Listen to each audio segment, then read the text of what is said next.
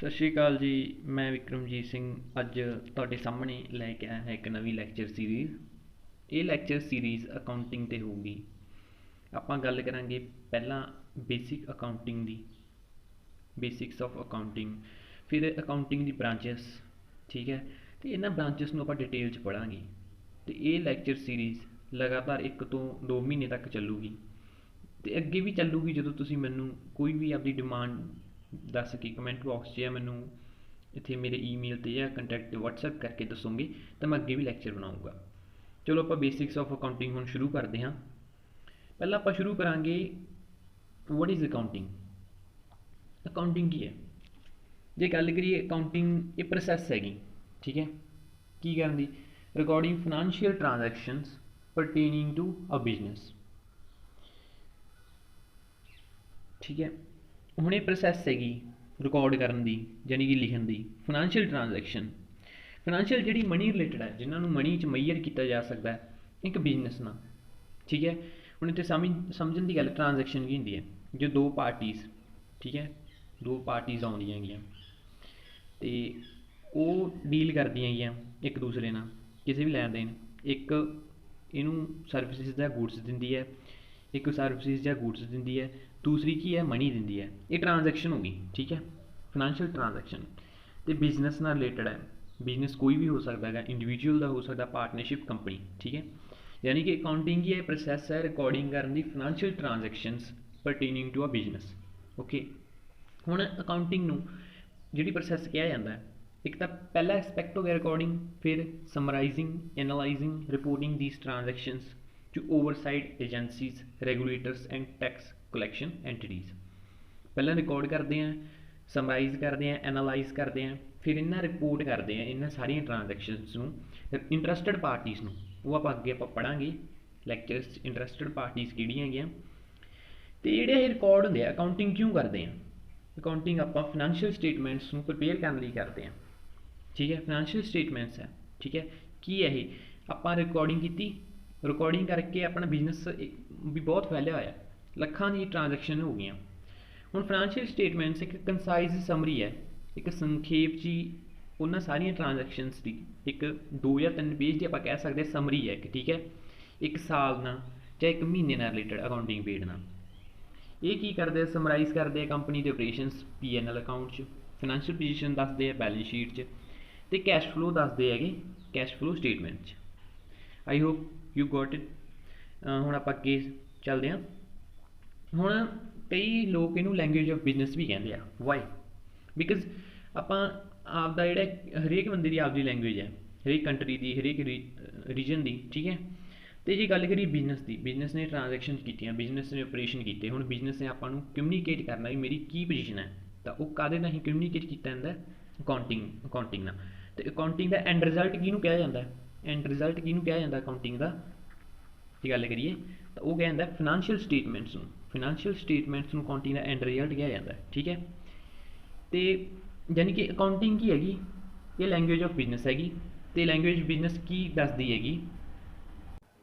ਇਹ language of business ਦੱਸਦੀ ਹੈ ਕਿ ਹਾਊ ਆਪਰੇਸ਼ਨਸ ਵਰ going on in last period, accounting period. ਅਤੇ ਅਕਾਊਂਟਿੰਗ ਪੀਰੀਅਡ ਕਿੰਨੇ ਚਿਰ ਦਾ ਹੋ ਸਕਦਾ? ਇਹ ਡਿਪੈਂਡ ਕਰਦਾ ਹੈਗਾ ਬਿਜ਼ਨਸ ਦੇ ਆਪਦੇ 'ਤੇ ਜਾਂ ਉੱਥੋਂ ਦੇ ਰੂਲ ਆਫ ਲਾਅ 'ਤੇ ਜਿੱਥੇ ਬਿਜ਼ਨਸ ਚੱਲ ਰਿਹਾ। ਜਿਵੇਂ ਆਪਣੇ ਇੰਡੀਆ 'ਚ ਜਿਹੜਾ ਪੀਰੀਅਡ ਹੈ ਉਹ ਜਨਰਲੀ ਫਾਈਨੈਂਸ਼ੀਅਲ ਈਅਰ 1 ਈਅਰ ਦਾ ਹੈਗਾ, ਠੀਕ ਹੈ, 1 ਅਪ੍ਰੈਲ ਤੋਂ 31 ਮਾਰਚ ਤਾਈਂ। ਅਤੇ ਜਿਹੜੀ ਆਪਾਂ ਹੁਣ ਬੁੱਕ ਡੈਫੀਨੇਸ਼ਨ ਕੀਤੀ ਹੈ ਅਕਾਊਂਟਿੰਗ ਦੀ, ਕੀ ਹੈ? ਪਹਿਲਾਂ ਰਿਕਾਰਡ ਕਰਨਾ, ਸਮਰਾਈਜ਼ ਕਰਨਾ, ਰਿਪੋਰਟ ਕਰਨਾ, ਐਨਾਲਾਈਜ਼ ਕਰਨਾ ਫਾਈਨੈਂਸ਼ੀਅਲ ਡੇਟਾ ਨੂੰ। ਹੁਣ ਇਹਨਾਂ ਨੂੰ ਇਕੱਲੇ ਕਰਕੇ ਜੇ ਸਮਝੀਏ ਇਹ ਡੈਫੀਨੇਸ਼ਨ ਨੂੰ, ਤਾਂ ਅੱਗੇ ਦੇਖਦੇ ਹਾਂ ਕਿਵੇਂ ਆ। ਹੁਣ ਰਿਕਾਰਡਿੰਗ ਦੀ ਗੱਲ ਕਰੀਏ, ਰਿਕਾਰਡਿੰਗ ਨੂੰ ਜੇ ਸਾਰੀ ਅਕਾਊਂਟਿੰਗ ਜਿਹੜੀ ਫਰੇਜ਼ ਹੈ ਇਹਨੂੰ ਗਹਿਰਾਈ 'ਚ ਸਮਝਣ ਲਈ, ਤਾਂ ਦੇਖੀਏ ਰਿਕਾਰਡਿੰਗ ਹੈ ਜਿਹੜੀ, ਇਹ ਸਭ ਤੋਂ ਪਹਿਲਾ ਕੰਮ ਹੈ ਅਕਾਊਂਟਿੰਗ ਦਾ, ਪਹਿਲਾ, ਠੀਕ ਹੈ। ਇਹਨੂੰ ਬੁੱਕ ਕੀਪਿੰਗ ਵੀ ਕਿਹਾ ਜਾਂਦਾ ਹੈ। ਬੁੱਕ ਕੀਪਿੰਗ ਕਿਹਨੂੰ ਕਿਹਾ ਜਾਂਦਾ ਹੈ? ਪਹਿਲਾਂ ਤਾਂ ਆਇਡੈਂਟੀਫਾਈ ਕਰਨਾ ਟ੍ਰਾਂਜੈਕਸ਼ਨ ਨੂੰ, ਫਿਰ ਉਹਨੂੰ ਰਿਕਾਰਡ ਕਰਨਾ। ਇਹ 2 ਚੀਜ਼ਾਂ ਆਉਂਦੀਆਂ ਬੁੱਕ ਕੀਪਿੰਗ 'ਚ। ਅਤੇ all financial transactions are recorded in systematically and chronological manner. ਆਪਾਂ ਇੱਕ ਹੋਰ ਗੱਲ ਰਿਕਾਰਡਿੰਗ ਕਾਸਟ ਕਰਦੇ ਹੈਗੇ, ਜਰਨਲ 'ਚ ਕਰਦੇ ਹਾਂ, ਠੀਕ ਹੈ। ਜਰਨਲ 'ਚ transaction systematically and chronological manner 'ਚ ਰਿਕਾਰਡ ਕੀਤੀਆਂ ਜਾਂਦੀਆਂ ਹੈਗੀਆਂ।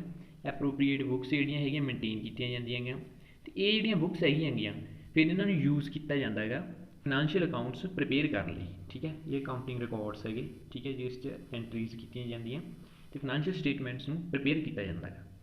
अकाउंटिंग रिकॉर्ड्स किनू कहा जाता है? अकाउंटिंग रिकॉर्ड्स है जिहड़े वो रिलेटेड होंगे एसेट्स लाइबिलिटीज़, ठीक है। ये कास्ट होंगे ledgers journal and other supporting documents.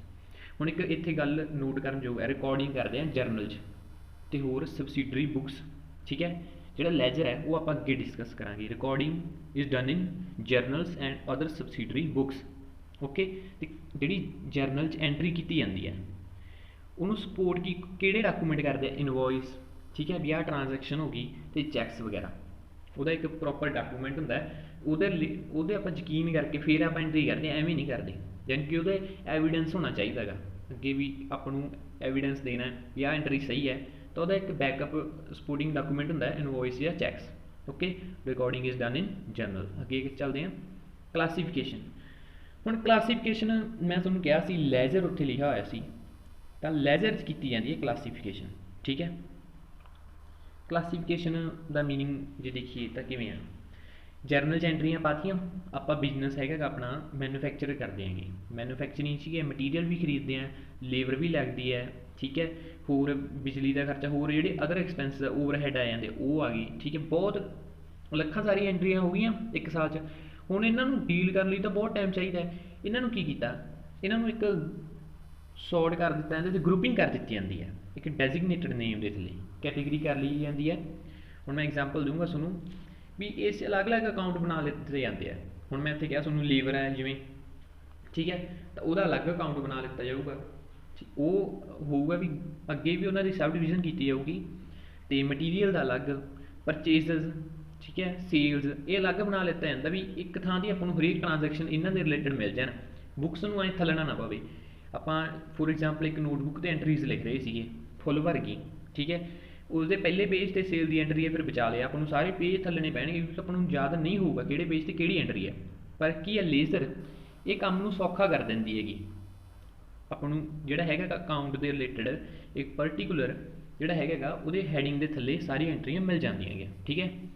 तो ये रिकॉर्डिंग तो बाद की हुंदा हैगा लेजर च क्लासीफिकेशन होंदी है। अगे चलते हैं समराइजिंग। हुण समराइजिंग च की हैगा एक बिजनेस हैगा, ठीक है, उहदे मैं तुहानूं कहा लखां एंट्रियां हो गई, ठीक है। लेजर च आ गए उस क्लासीफिकेशन करती, अकाउंट के थल्ले हुण एंट्रियां घट गई, फिर क्लासीफिकेशन करने तो बाद आप टोटलिंग करते हैं उन्होंने अकाउंट्स की, ठीक है।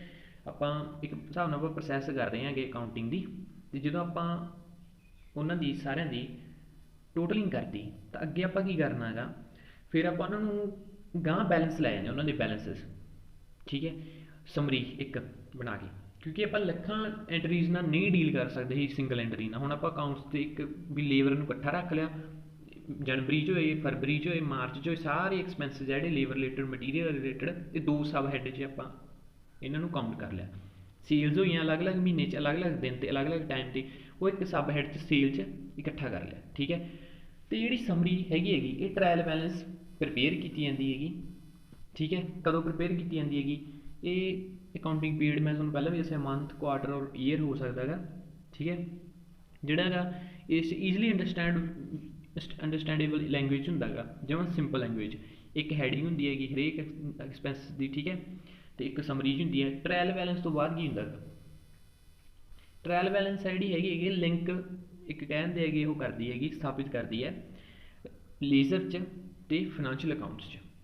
ये तो बाद किया जाता है फाइनैंशियल अकाउंट्स जिहड़े हैगे फाइनैंशियल स्टेटमेंट्स प्रिपेयर की जाती हैं। जर्नली टू आ गई किहड़ियां, प्रॉफिट एंड लॉस अकाउंट या statement of profit and loss account, statement of income statement कहा जाता है, या balance sheet, statement of position statement, ठीक है, बैलेंस शीट, ओके।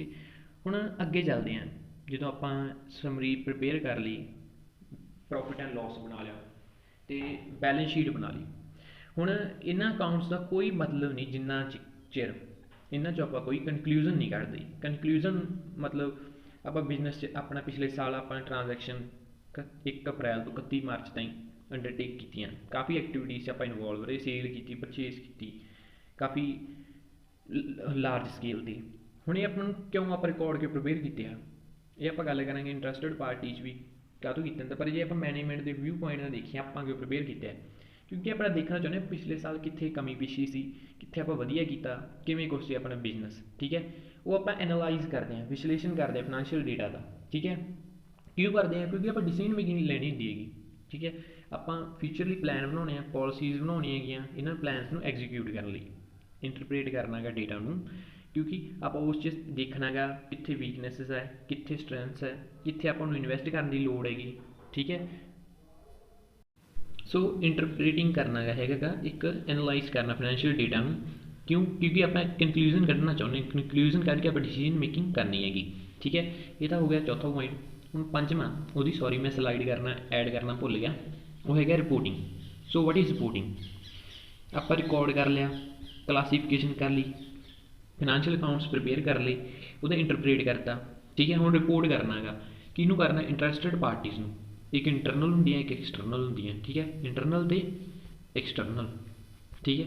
ਇਹ ਪਾਰਟੀ, ਇੱਕ ਪਾਰਟੀਜ਼ ਇੰਟਰਨਲ ਹੁੰਦੀ ਹੈ, ਇੱਕ ਐਕਸਟਰਨਲ ਹੁੰਦੀ ਹੈ। ਇਹ ਪਾਰਟੀਜ਼ ਇੰਟਰਸਟਿਡ ਨੇ ਆਪਣੇ ਫਾਈਨੈਂਸ਼ੀਅਲ ਸਟੇਟਮੈਂਟਸ 'ਚ, ਫਾਈਨੈਂਸ਼ੀਅਲ ਡੇਟਾ 'ਚ, ਕਿਉਂਕਿ ਇਹ ਆਪਣੇ ਬਿਜ਼ਨਸ ਨਾਲ ਡੀਲ ਕਰ ਰਹੀਆਂ। ਰਿਪੋਰਟ ਕਰਨਾ ਕਿਉਂਕਿ ਇਹਨਾਂ ਦਾ ਇੱਕ ਲੀਗਲੀ ਤੌਰ 'ਤੇ ਇਹਨਾਂ ਦਾ ਹੈਗਾ ਰਾਈਟ ਹੈ, ਇਹ ਆਪਣੇ 'ਤੇ ਰਿਸਪੋਂਸੀਬਿਲਿਟੀ ਹੈ ਬਾਈ ਕੰਪਨੀ ਲਾਅ ਔਰ other ਲੋਜ਼।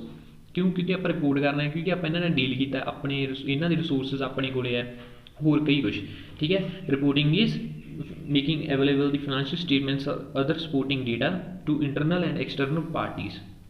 Okay guys, thank you. This was all about my accounting first lecture, and I brought up this definition, meaning detailed meaning of this phrase of accounting, just to make you guys familiar with the accounting term.